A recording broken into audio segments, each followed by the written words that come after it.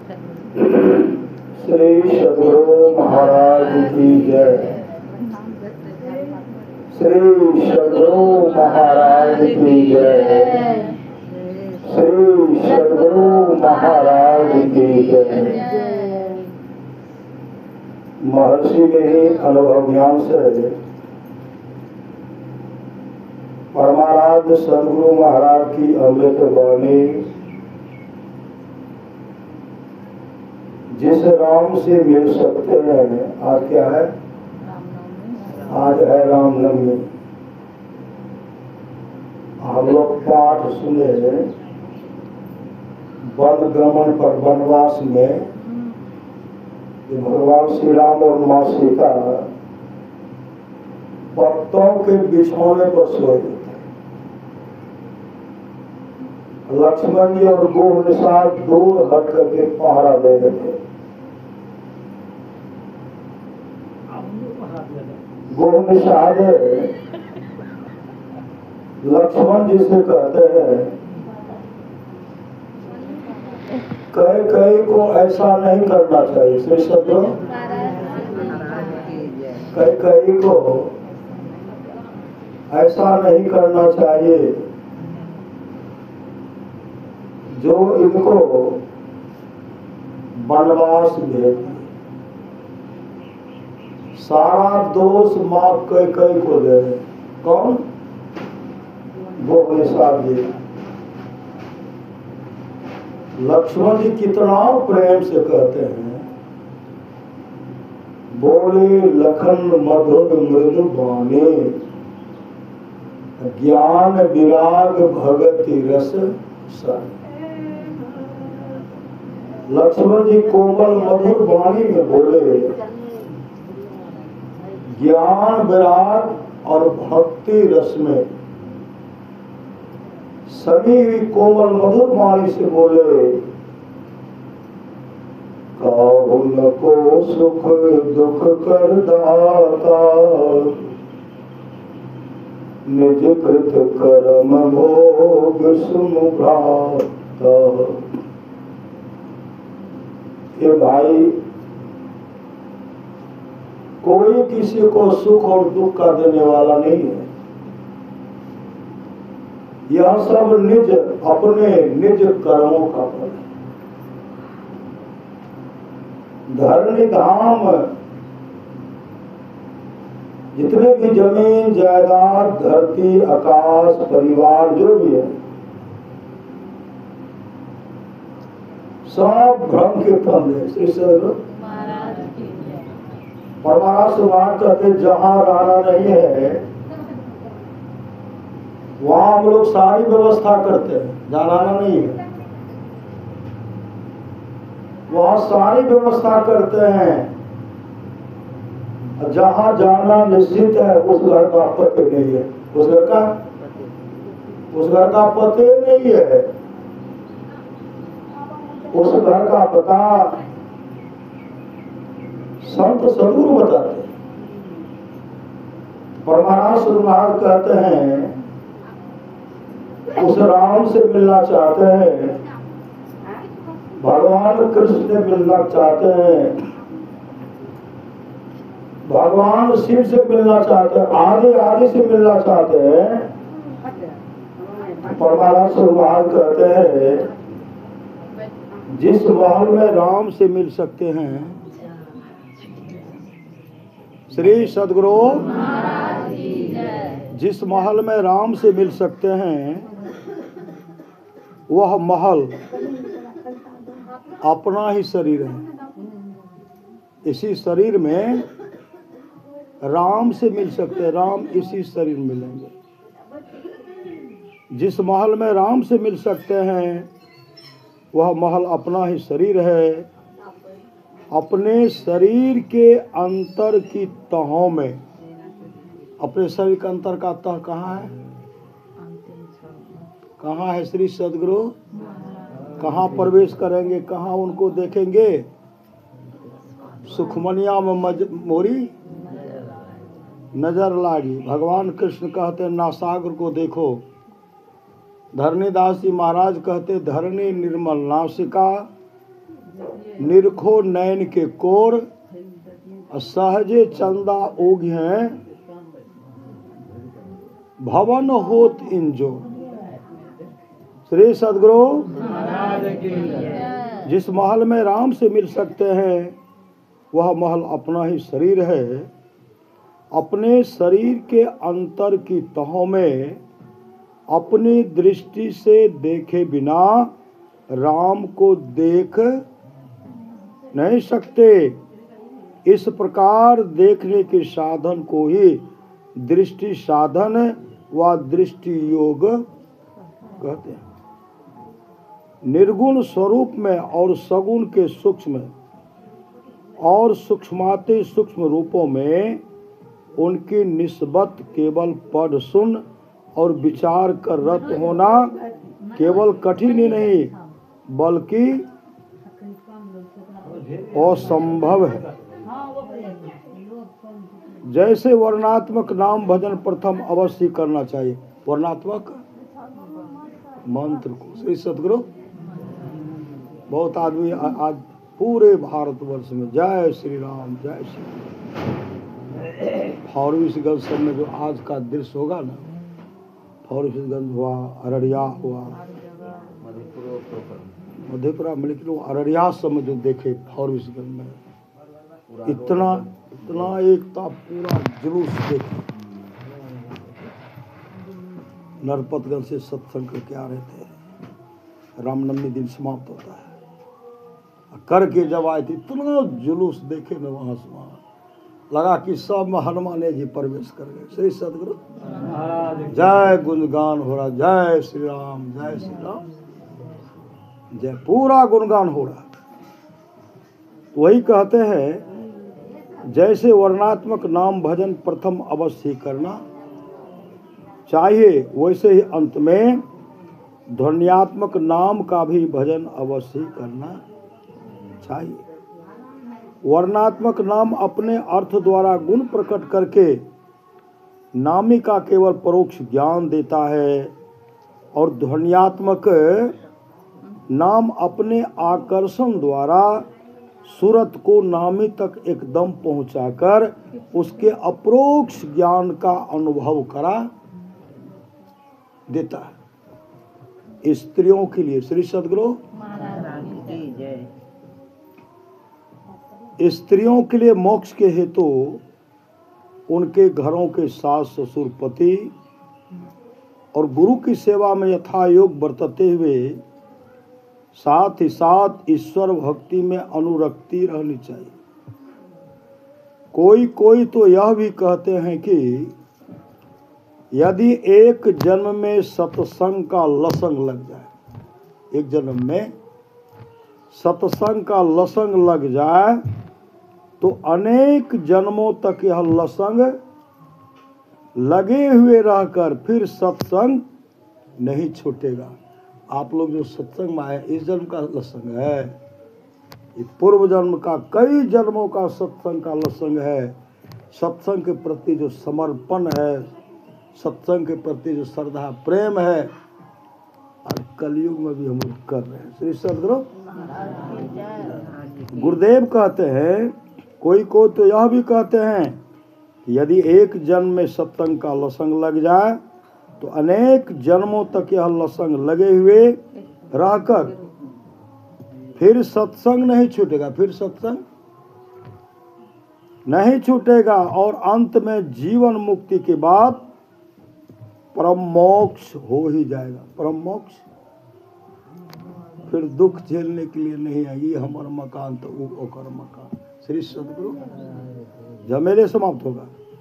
जब तक ईश्वर की कृपा नहीं होती है, जब तक ईश्वर की कृपा नहीं होती है तब तक माया से तर नहीं सकते। सुन लेते गोचर जहाँ लगी मन जाई असो सब माया जानो भाई, इस नजर से जहां तक देख रहे सब माया। माया मतलब वहम है, झूठ है, नाशवान है, कोई अस्थिर रहने वाला, कोई सदा रहने वाला नहीं है। जब तक ईश्वर की कृपा नहीं होती है तब तक माया से तर नहीं सकते। ज्ञान को केवल सुनकर, विचार कर, समझकर और दूसरों को समझाकर वह अवस्था नहीं मिलेगी। दूसरों से कष्टों को पाकर भी, दूसरों से कष्टों को पाकर भी, अपमान पाकर भी धर्म नहीं छोड़ो। कष्ट दे, अपमान करे, उसको सह जाइए, लेकिन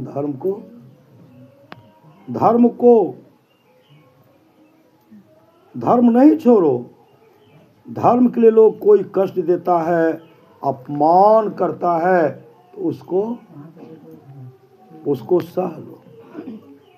संत नहीं होते तो मानव को ईश्वर का ज्ञान नहीं होता। संत नहीं होते, मानव को ईश्वर का ज्ञान नहीं होता।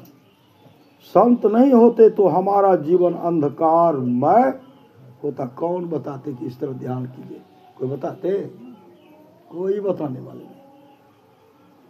ईश्वर का ज्ञान संत के सिवा और कोई देने वाला नहीं।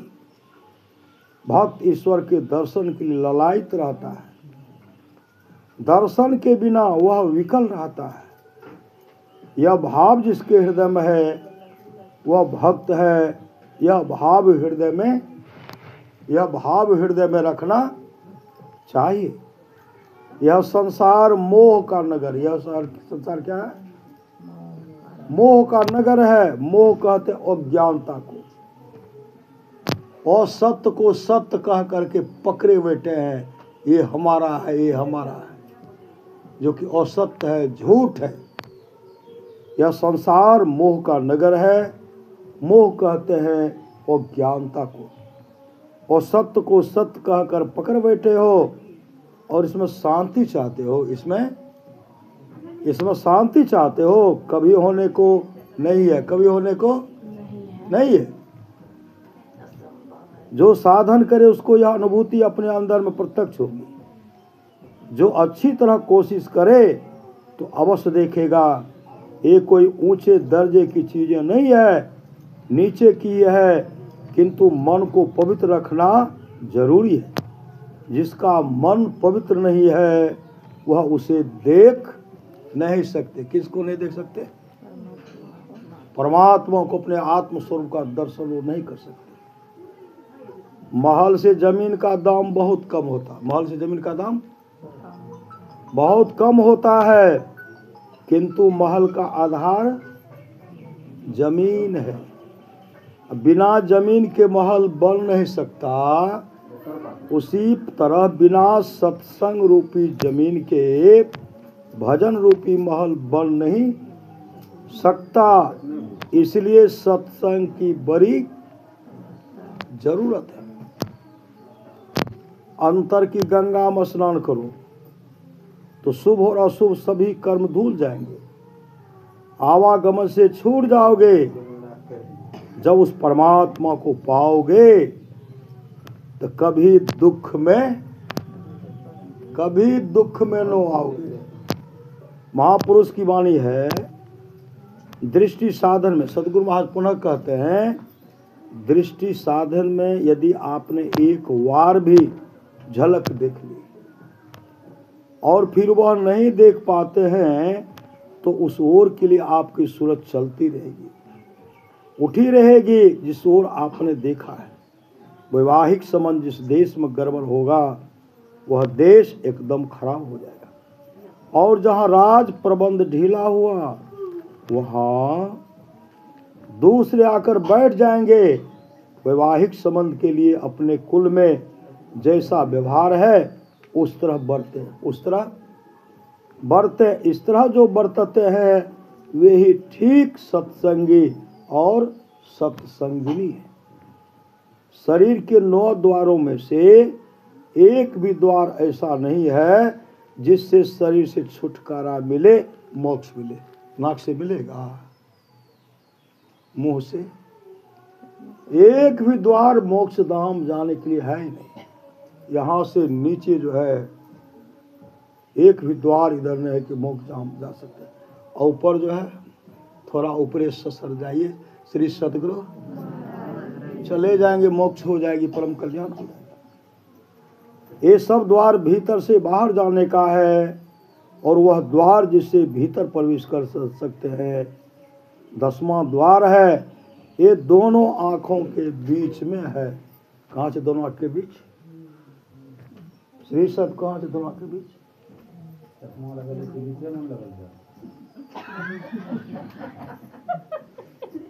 अगल बगल पे नहीं, हम जा पड़े। श्री सदगुरु, यह दोनों आंखों के बीच मुकाबले में, और वहां जो अपने दृष्टि को टिकाएंगे ना, उसका परम कल्याण हो जाएगा। ये दोनों आंखों के बीच में इस शरीर रूपी तालाब में परमात्मा रूपी निर्मल जल है। इस शरीर रूपी तालाब में परमात्मा रूपी निर्मल जल है। यदि माया के पर्दे को हटा दो तो परमात्मा का दर्शन होगा। माया का पर्दा क्या सब है?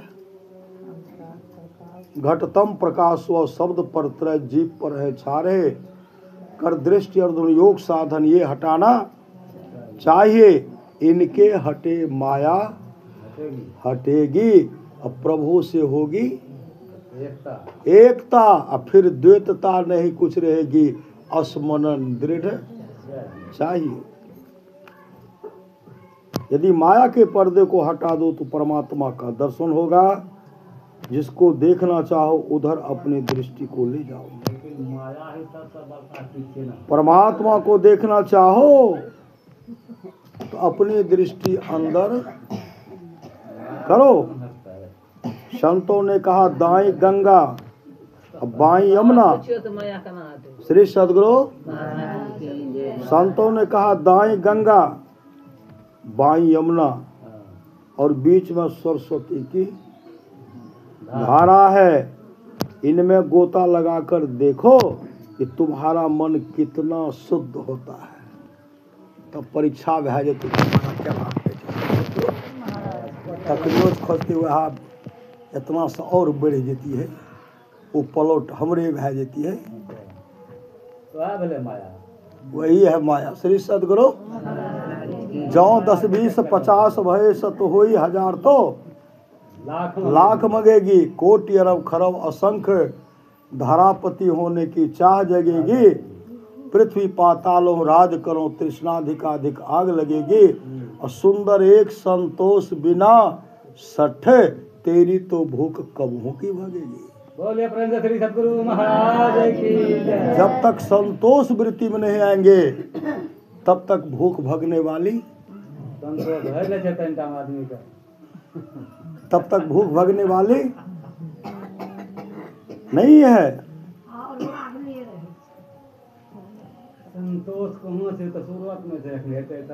जो उस स्थान पर अपने मन को डुबाता है, जो उस स्थान पर अपने मन को डुबाता है, तो जितनी देर मन डुबा रहता है उतनी देर तक विषय वहां जा नहीं सकता। इसलिए यह सबसे उत्तम तीर्थ है। कौन है उत्तम तीर्थ? श्री सद्गुरु,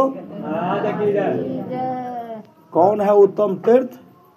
जहाँ अपने दृष्टि को टिका करके रखते, ध्यान करते हैं ना, वहाँ जहाँ दृष्टि योग करने के लिए कहा गया है, सबसे यही उत्तम तीर्थ है। भगवान शिव भगवान ब्रह्मा से कहते हैं सत्संग योग शिखोपनिषद अध्याय 6 में, हे ब्रह्मा, जो थोड़ा भी अपने आप को वहाँ ठहराता है, यहाँ दृष्टि को ठहराता है, कोई 1000 अश्वमेध यज्ञ कर ले, सैकड़ों वाजपेयी यज्ञ कर ले, उसका जो फल है, यहाँ जो फल है, थोड़ा पल भी जो अपने को टिकाता है, इसके बराबरी में वह 16वां हिस्सा भी नहीं है। इतना बड़ा ध्यान के बारे में भगवान शिव कहते हैं।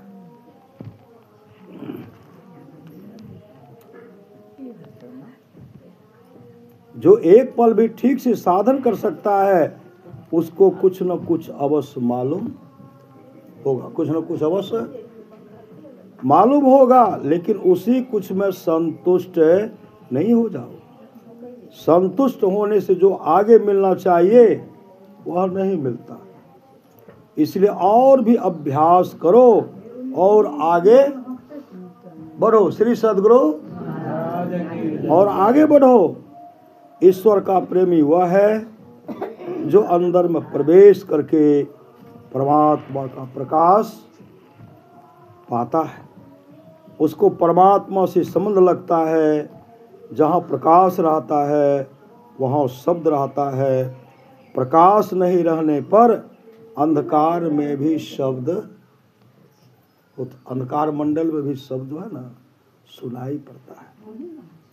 अंतर जगत में जो कोई सुनने लगता है वह अंधकार में भी और प्रकाश में भी शब्द सुनता है। तृष्णा और इच्छा में शांति कहाँ? इच्छा की बढ़ती में क्या क्या मेरे ठिकाना नहीं है। इच्छा के वश में रहकर आदमी कभी कल्याण नहीं पाता। इच्छा पूरी करने के लिए हैरान रहता है और इच्छा पूरी हुए बिना ही मर जाता। सिकंदर क्या हुआ? श्री सद्गुरु सिकंदर विश्व विजय की लालसा लेकर के आए, भारत आए। जब आ रहे थे माँ ने कहा बेटा कहाँ जा रहे हो? कहा माँ मैं भारत जा रहा हूँ। गुरु ने कहा कहाँ जा रहे हो? कहा गुरुदेव मैं भारत जा रहा हूँ। गुरुदेव ने कहा भारत जो है संतों का देश है और संतों का संदेश लाना। और माँ ने कहा बेटा भारत में गंगा नदी जो है सबसे पवित्र नदी है और गंगा का जल लाना। ये विश्व विजय की लालसा लेकर के चले। जैसे पंजाब के रावी तट पर आते हैं, पता चला गुरुदेव ने कहा था संतों का संदेश लाना। तो पता लगा कि यहाँ कोई बगल में संत सब है। तो पता लगा हाँ एक संत रहते दंडायन से।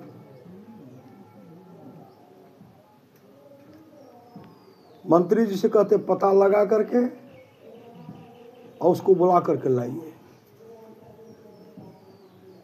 मंत्री के साथ में सिपाही भी हैं, गए पता लगा तो दंडायन से ध्यान मग्न थे। ध्यान बैठे हुए थे।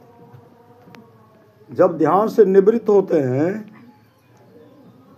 तब कहते हैं आपको विश्व विजेता सिकंदर बुला रहे हैं। दंडायन से ने कहते कौन विश्व विजेता सिकंदर? मंत्री जी कहते उस सिकंदर को नहीं जानते जो विश्व का तमाम हिस्सा को जीत लिया है। यूनान का रहने वाला बादशाह है, उसके बारे में आपको पता नहीं है। दंडायन से कहते हम उस नकली सिकंदर को नहीं मानते हैं, हम उस असली सिकंदर को मानते हैं जो पूरे विश्व का ब्रह्मांड का बागडोर उन सिकंदर परमात्मा के हाथ में है। उनको मैं मानता हूँ, इस नकली को नहीं मानता हूँ। जाओ कह देना मैं नहीं जाऊंगा। जैसे मंत्री सिपाही जाकर कहते महाराज वो तो आपके आज्ञा का अनादर की अवहेलना किया लेकिन नहीं चाहते। उसी समय सिकंदर कहते मेरे आज्ञा का अवहेलना करने वाला सर उठा करके जी नहीं सकता। तलवार लेकर के दौड़ पड़े। जैसे तलवार लेकर के दौड़ते हैं, ऋषि तो ध्यान मग्न थे। जब ध्यान से निवृत्त होते हैं, इन जो गए थे हत्या करने के लिए, इनके मुख से निकलता है बाबा हमें शांति नहीं मिल रही है, हमें शांति नहीं मिल रही है। दंडायन ऋषि ने कहा जिस रास्ते पर चलने से तुमको शांति मिलते वह रास्ता तो बहुत पीछे छोड़ दिया। वह रास्ता पकड़ लियो जिस रास्ते पर चलने से दुख ही दुख और शांति होती है। कि बाबा कोई उपाय तो कीजिए। दंडायन ऋषि ने कहा अब तुम्हारे पास वक्त नहीं है, समय नहीं है। परमाराज सद्गुरु महाराज कहते हैं समय गया फिरता नहीं, झट ही करो निज काम। यही अपना काम है। श्री सद्गुरु यही साथ जाएगा। धनानि भौमो पशवो गोष्ठी नारी गृह द्वारे सखा श्मशाने देहस्थितायांग परलोक मार्गे धर्मानुगो गच्छति जीव एका आपके साथ किया जाएगा। आप अपने जीवन में जो शुभ और अशुभ कर्म कहीं यही जाएगा और कुछ नहीं जाएगा, पलौट एक को दूर नहीं जाएगा। श्री सदगुरु वह रास्ता बहुत पीछे छोड़ दिए हो। कहा बाबा कोई उपाय तो कीजिए। धन्याय ऋषि कहते सिकंदर अब तुम्हारे पास वक्त नहीं है, तुम विश्व की लालसा लेकर के चले हुए हो। अब तो तुम अपने माँ का भी दर्शन नहीं कर सको, माँ का दर्शन। सिकंदर को महान क्यों कहा गया? सिकंदर को महान इसलिए कहा गया कि वो मातृभक्त थे, माँ का भरपूर सेवा करते थे। एक बार खजांची ने कहा था सिकंदर से, आपकी माँ बहुत लालची है, आपकी माँ बहुत लालची, आपकी माँ को चाहिए धन चाहिए। सिकंदर ने, श्री सदगुरु, सिकंदर ने डांटते हुए कहा था बस मेरे माँ के बारे में ऐसा मत कहो।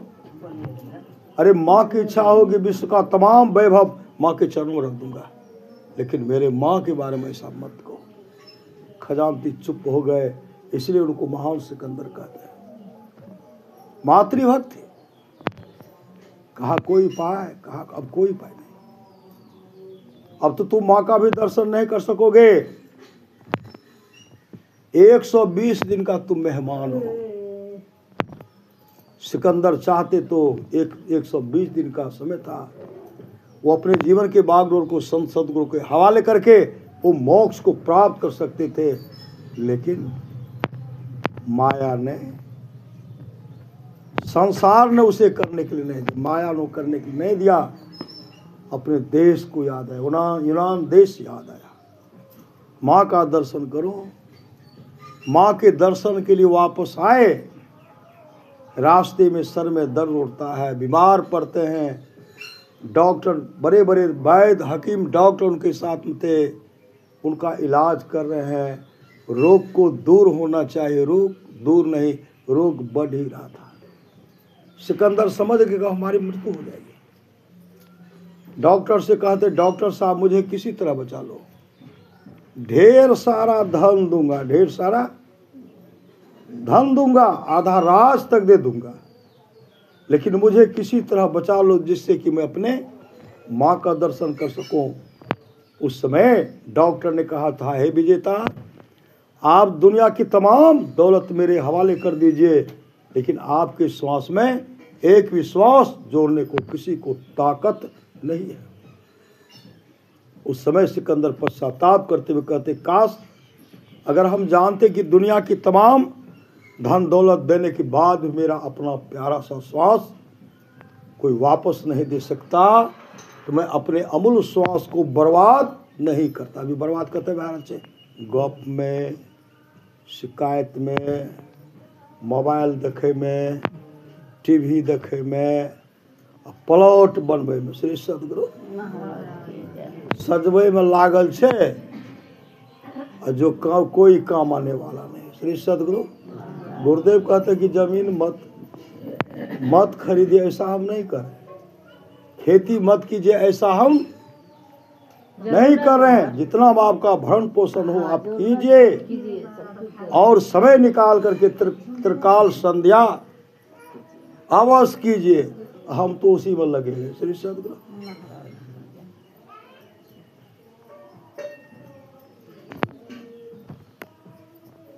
अब पश्चाताप करके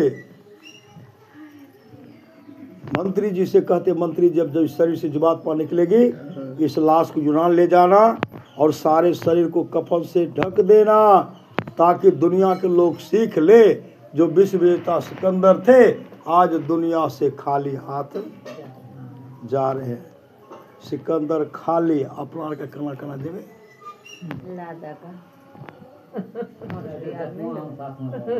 श्री सदगुरु सिकंदर खाली हाथ। हम लोग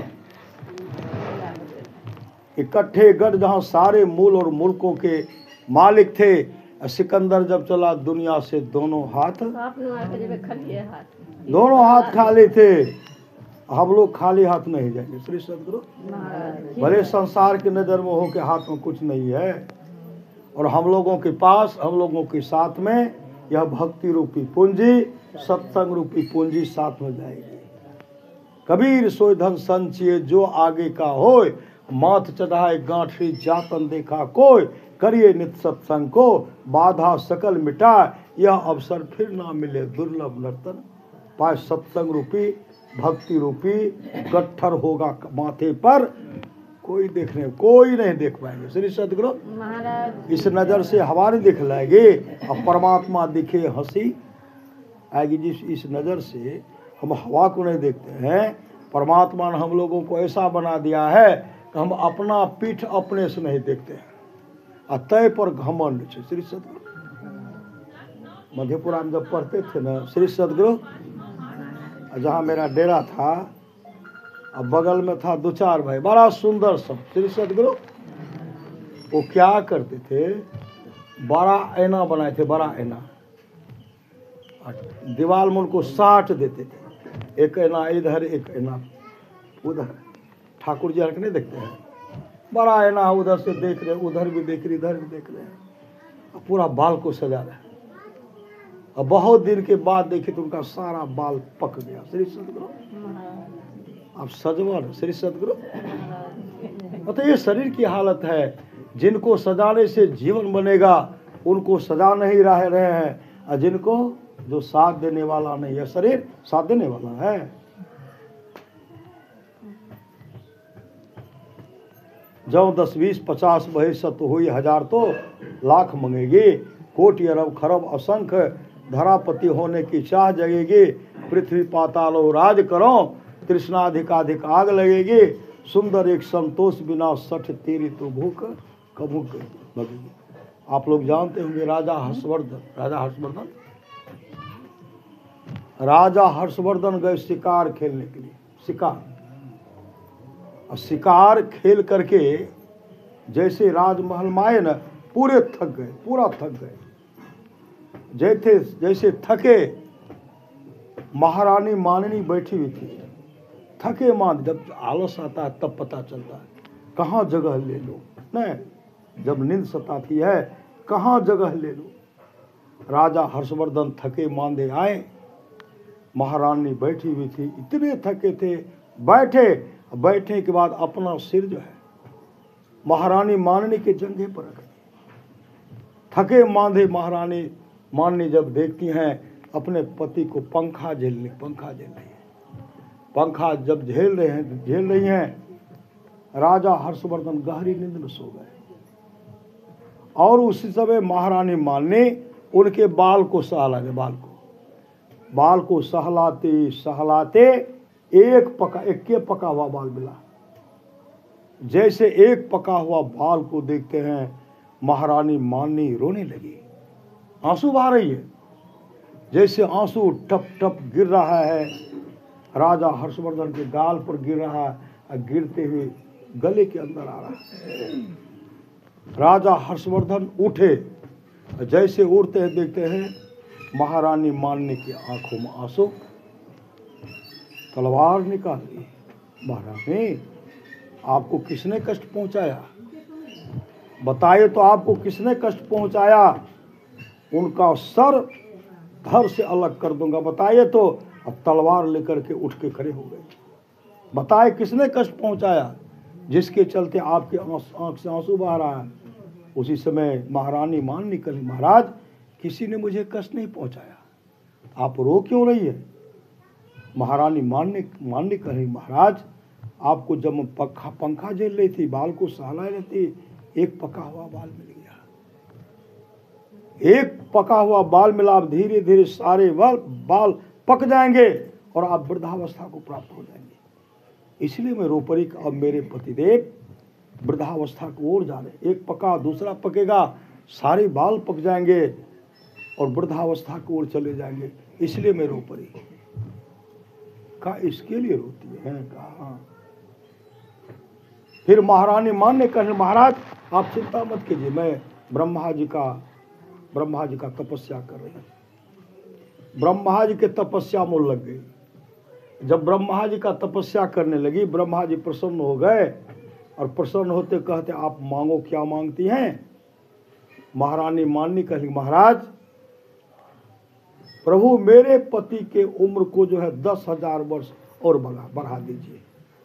मेरे पति की उम्र को 10,000 और बढ़ा दीजिए कि राज प्रजा का सेवा करेंगे, राज का सेवा करेंगे, ऐसे ऐसे करेंगे। ब्रह्मा जी वहां भर देखा, ठीक है ऐसा है, आशीर्वाद होगा। महारानी मान ने खुश होकर के अपने पति के पास आई, कहा महाराज अब आप चिंता मत कीजिए, ब्रह्मा जी प्रसन्न होकर के आपको वरदान दिए हैं। ब्रह्मा जी ने आपकी उम्र को 10,000 वर्ष और आगे कर दिया है, आप संसार के भोगों को भोगे। इतना सुनने के बाद राजा हर्षवर्धन को बहुत दुख हुआ। महारानी आपने संसार के भोगों को भोगने के लिए ब्रह्मा जी से मेरे लिए आपने 10,000 वर्ष उम्र मांगा है, आप अच्छा नहीं किए। उसी समय वो तो संसार के भोगों को भोगे ही थे, राज के सब सुख को देखे हुए थे, कितना सुख कितना दुख होता है।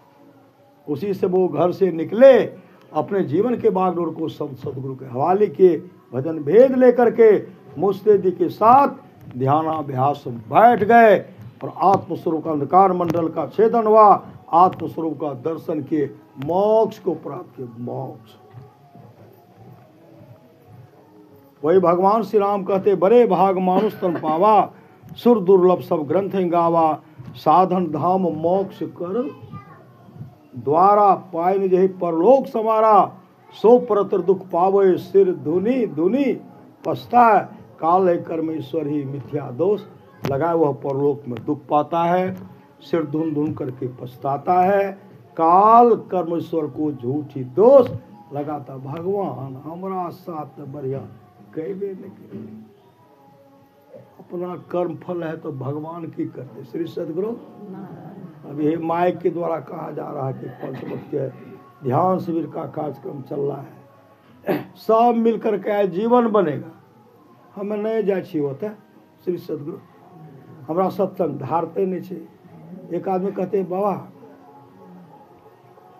हमारा सत्संग नहीं धारे छे, कल के हमारे सौसो कल के सौस कहने के लिए, हे बेटी पुतोह के बेटी कोई दीक्षा नहीं लिया, श्री सदगुरु कोई दीक्षा नहीं लिया। गाँव का नाम नहीं कहूँगा, श्री सदगुरु गाँव के नाम नहीं कहूँगा, नहीं श्री सदगुरु बेटी दीक्षा नहीं लिया। अब बुढ़िया झक मार करके चली गई, नहीं तो श्री सदगुरु ऐठा दूसरा श्री सदगुरु झक मार करके चले। अब जो कहते आप कल के माइए कहीं गेले नहीं ले भजन में, श्री सदगुरु नहीं धारे छे, नहीं धारे छे, ये सो स्थिति है। आप लोग जानते होंगे राजा भरत और उनका छोटा भाई था बाहुबली। राजा भरत जो थे ना वो सम्राट बनना चाहते, चक्रवर्ती सम्राट। सब राजा जिनके अधीन में होते वो सम्राट कहलाते, सम्राट।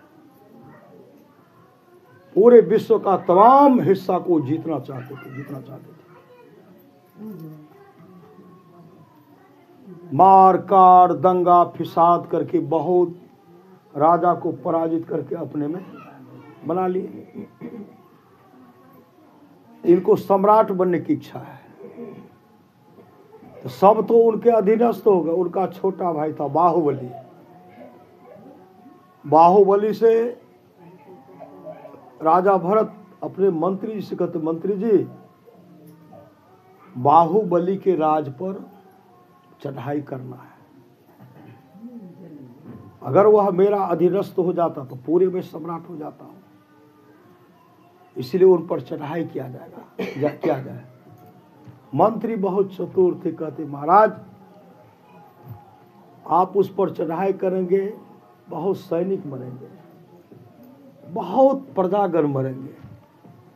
ये आप दोनों भाई का मामला सही सदगुरु, आप दोनों भाई का मामला है, प्रेम से उनको अपने बस में कर लीजिए। कहते तब एक प्रस्ताव लेके जाइए, मंत्री को भेजे, उसमें लिखे बाहुबली तू मेरा अधीनस्थ स्वीकार कर लो, तुम मेरे अधीनस्थ हो जाओ। बाहुबली जब चिट्ठी पढ़ते तो कहते भैया के माथा में क्या हो गया श्री सदगुरु, क्या भैया के माथा में हो गया। पिताजी हमको भी राज दिए, उनको भी राज दिए, हमको जो दिया उसी में हमको संतुष्टि मिल गई है, इसी में रह करके हम अपना प्रजा का भरण पोषण कर रहे हैं। अब भैया तो बहुत राज को अपने अधीनस्थ में कर लिया, फिर भी मेरे राज को चाहते हैं। फिर वो चिट्ठी लिखते हैं, भैया मेरे राज को आप कुदृष्टि से नहीं आ रहा है। पिताजी ने आपको भी दिया, हमको भी दिया है, हम यह अपना राज कभी आपको नहीं दे सकते हैं। इतना जब चिट्ठी वापस लाए, जब पढ़ते हैं कहते नहीं चढ़ाई करो, तो चलिए चढ़ाई। पूरा सेना को तैयार कर लिए। उसी से मंत्री जी कहते, कुशल मंत्री थे, महाराज प्रजा बहुत प्रजा मरेंगे, एक काम कीजिए ना, आप दोनों भाई आपस में फरिया लीजिए। आप दोनों भाई, सेना काहे मरेगा, प्रजा काहे मरेगा। आप दोनों भाई में जो जीत जाएंगे वो बड़े होंगे, श्री सदगुरु उनका राज होगा। तब यहाँ से कहते हैं हम बाहुबली से मल युद्ध करना चाहते हैं। मल मंत्री जी कहते हैं आप मल युद्ध में पछाड़ दीजिए, जल युद्ध में पछाड़ दीजिए, नेत्र युद्ध में पछाड़ दीजिए। जल युद्ध में जब शुरू किए, जल युद्ध में राजा भरत हार गए श्री सदगुरु। नेत्र युग में भी हार गए, उसमें भी हार गए। अब मल युद्ध में बाहुबली अपने बड़े भाई को पछाड़ दिए, तीनों युद्ध में उनको हरा दिए। तब उसी समय राजा भरत क्या करते हैं, पिताजी के द्वारा जो अमोघ अस्त्र दिया गया था, एकाएक छोटे भाई पर प्रहार करते हैं। उस समय जो राजा महाराजा अपने पुत्र को अस्त्र देते थे ना, सब अपने कुटुंबियों पर नहीं पड़ता था। जैसे अस्त्र को छोड़े, चारों तरफ परिक्रमा करके पुनः राजा भरत के पास आ गए। यह देख करके बाहुबली को इतना बड़ा कष्ट हुआ, हर युद्ध में मैंने इनको पछाड़ दिया, ये पिताजी के द्वारा अमोघ अस्त्र था, अगर ये कुटुंबियों पर अगर पड़ता तो आज तो मेरा हत्या होता। आवेश में आए, उसी समय धनुष था, ऐसे धनुष था, उनको उठाए, उस पर ऐसे उठा कर ऊपर ऐसे उठा लिए, गेंद की तरह उठाते हैं, गेंद करके तरह उठा करके वहां से पटकने ही वाले थे, पटकने, उनको नीचे पटकने वाले थे। प्रज्ञा जगी, प्रज्ञा मतलब ज्ञान, प्रज्ञा जगी, ज्ञान जगा। उसी समय अंतः प्रेरणा हुई बाहुबली, अरे तू क्या करने के लिए जा रहा, अरे तेरा बड़ा भाई है, तेरा बड़ा भाई है। अरे बाहुबली, जो भाई भाई को प्रेम के तोड़ता, जो भाई भाई के प्रेम को तोड़ता है, भाई भाई को प्रेम से रहने के लिए नहीं देता है, अरे ऐसे वैभव को धिक्कार दो, धिक्कार दो, धिक्कार दो, धिक्कार दो। उसी समय बाहुबली अपने भाई के सामने हाथ जोड़ करके कहते, भैया राजपाट आपको मुबारक है, मुबारक हो, मुबारक हो। अब बाहुबली को संसार का पद और संसार का धन संपत्ति नहीं चाहिए। अब बाहुबली चला प्रभु के शरण में। इस वैभव को धिक्कार है, धिक्कार है, धिक्कार है। यह कह करके बाहुबली कहते हुए निकलते, भैया अब मैं जा रहा हूं प्रभु के शरण में, अब मैं प्रभु के शरण में जा रहा हूं। उसी समय निकले। मंत्री जी कहते हैं, महाराज बाहुबली को वापस करने लीजिए, अब बाहुबली वापस आने वाला नहीं है, वापस कीजिए। तो राजा भरत चीखते चिल्लाते रह गए, बाहुबली सुनो सुनो। बाहुबली वहां से कहता, भैया नहीं, जो भाई भाई को प्रेम, भाई भाई के प्रेम को तोड़ता है, उस वैभव को धिक्कार है, धिक्कार है, धिक्कार है। अब बाहुबली चला प्रभु के शरण में। और बाहुबली अपने जीवन के बागडोर को संत सदगुरु के हवाले किए, संत सदगुरु के हवाले किए, और बाहुबली मोक्ष को प्राप्त किए, जंगल जाकर के मोक्ष को प्राप्त कर लिए। जैसे वो मोक्ष को प्राप्त किए ना, राजा भरत तो सम्राट बनिए गए, लेकिन मन में शांति नहीं है, चैन नहीं है। उसी समय राजा भरत कहते हैं, मेरा भाई बाहुबली ने अच्छा किया, हम बटोरने में लगे और मेरा भाई प्रभु की शरण में चला गया। राजा भरत को भी वैराग हो गया। श्री सदगुरु राजपाट को छोड़ करके वो जंगल का सहारा लिए, लेकिन मोक्ष को भरत बाहुबली प्राप्त किया। इसलिए तनधर सुखिया काहू न देखा, जो देखा सो दुखिया हो। घाटे बाढ़े सब दुखिया, क्या दिगरी उदय अस्त की बात कहता है, सबका क्या विवेका हो। घाटे बाढ़े सब जग दुखिया, क्या गृही बैरागी हो। और सुखदेव अचारक दुख के डर से गर्भ पाया, क्या गया तो जन्म होता नहीं। कहाँ मतलब कोनो प्रतिज्ञा नहीं के लिए आया। किनसे कहते हैं, जब माया में गिरते हैं, जब जमीन पर जन्म लेते हैं, हम कोई कॉल कराने के लिए। श्री सदगुरु हम नहीं मानो दुख कब होगा।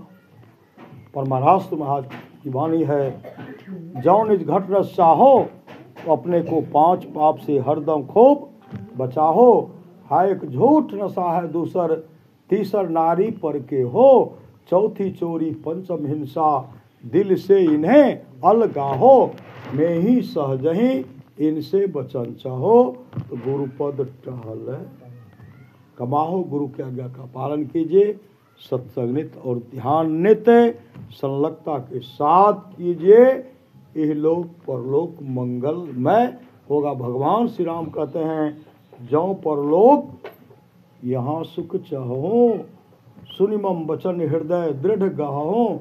सुलभ सुखद मारगिया भाई, भगति बोर पुराण श्रुति गाई।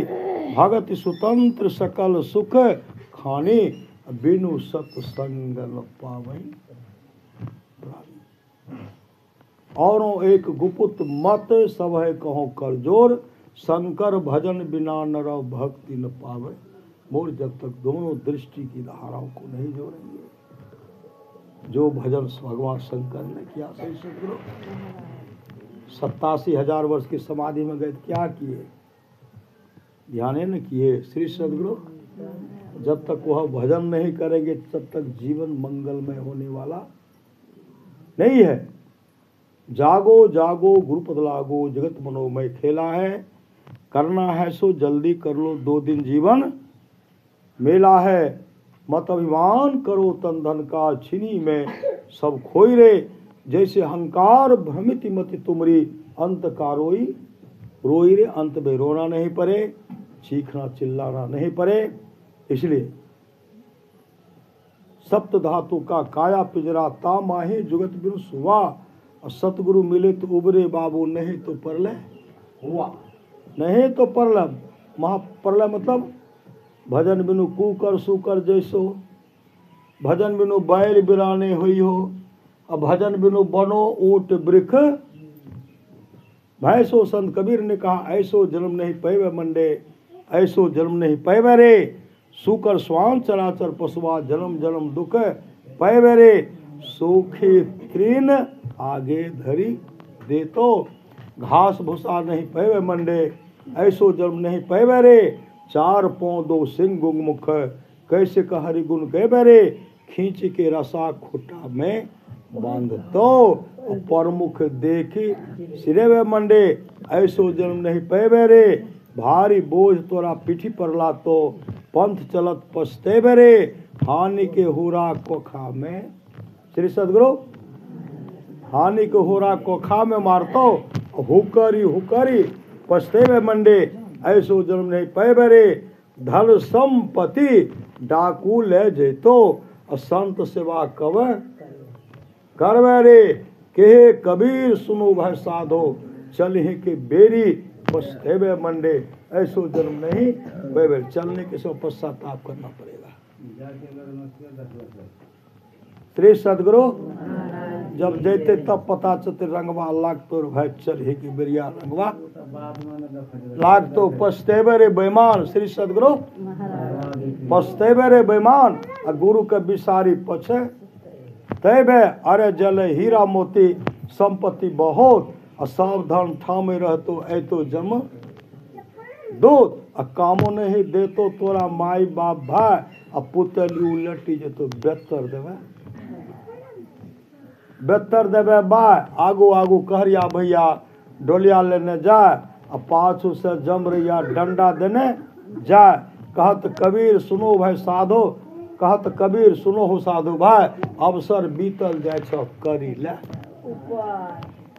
50 वर्ष पहले अभी हम लोग जहाँ हैं श्री सदगुरु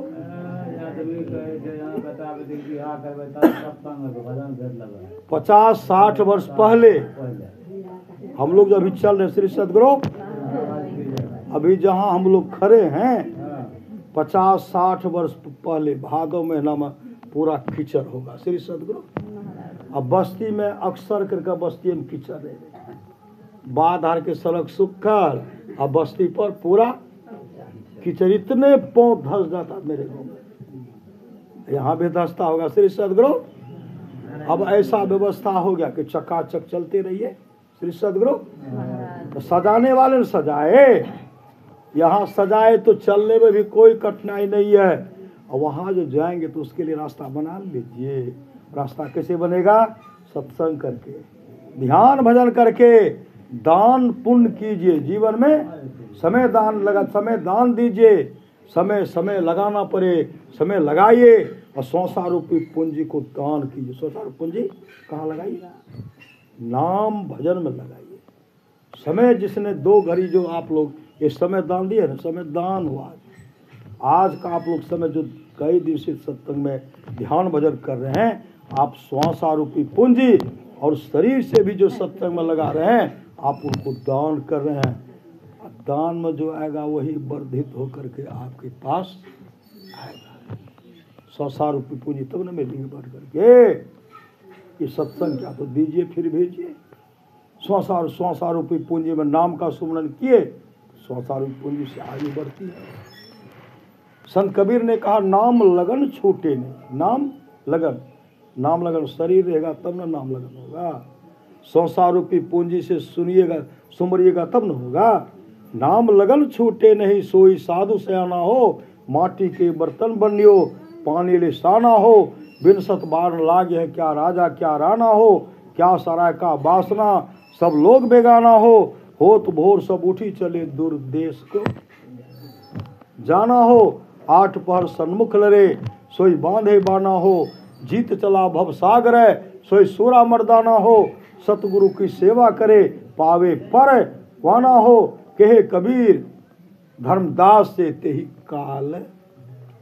काल भी आपके सकाप से डरेंगे जब आप नाम का सुमरन करेंगे, उस मंत्र को जपते रहेंगे।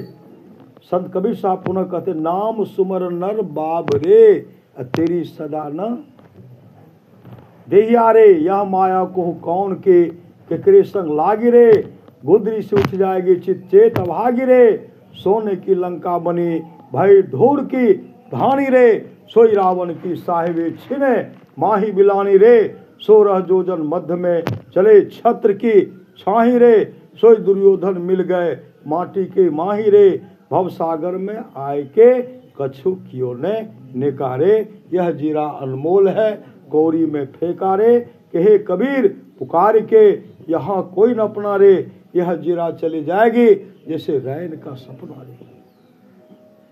आप लोग जानते होंगे सच्ची घटना है, रामचरितमानस में आया है। भगवान शिव कहते हैं सो धन धन प्रथम गति जाकी। धन की 3 गतियां, पहला है दान, दूसरा भोग, तीसरा नाश। आप लोग जानते हैं कि बैसाख की चिलचिलाती धूप में एक महात्मा जी एक जगह पहुंचे। महात्मा जी कहते जोरों की भूख लगी, जोरों की भूख। भूख की क्षुधा सता रही, पेट में लगता आग जल रहा, कुछ भोजन है तो दीजिए। जहां पहुंचे वो क्या कहते हैं, हम तोरा दबो, अभी हम जब भीख मांगे ले। श्री सदगुरु पति पत्नी के आवाज, अभी जब हम तोरा दबो, हम जब भीख मांगे ले। कहते जोरों की भूख लगी है, कुछ तो दे। कहा नहीं। दूसरे भाई के पास पहुंचे, कल के तोरा जब हम देवे तो हम खेवे, आएगा भी आए खेवे।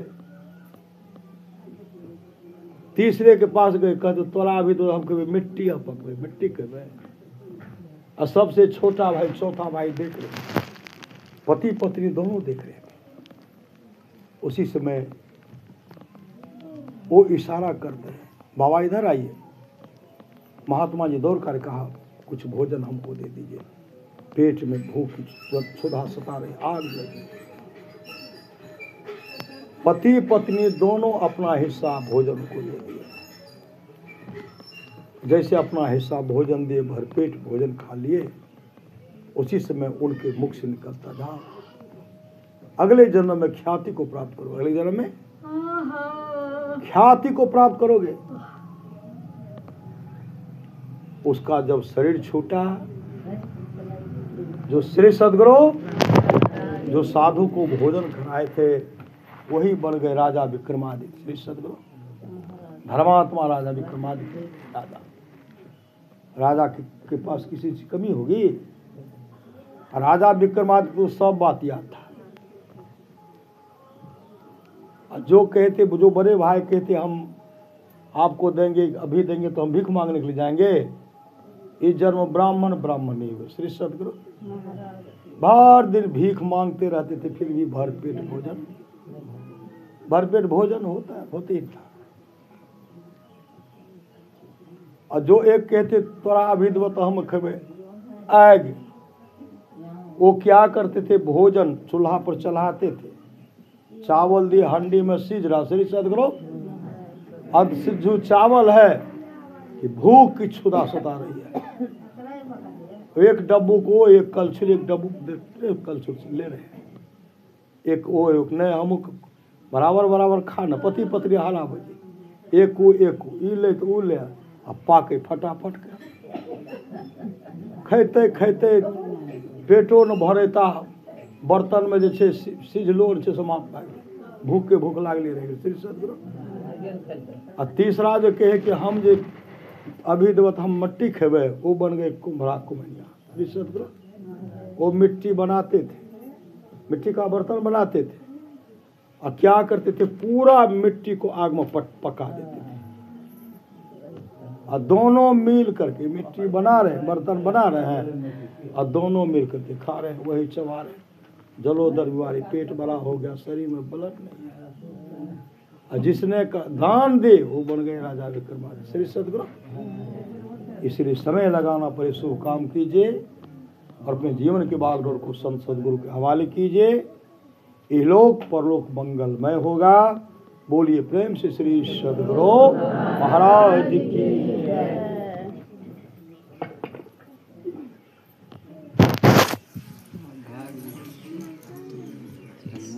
10 मिनट कहिए और कुछ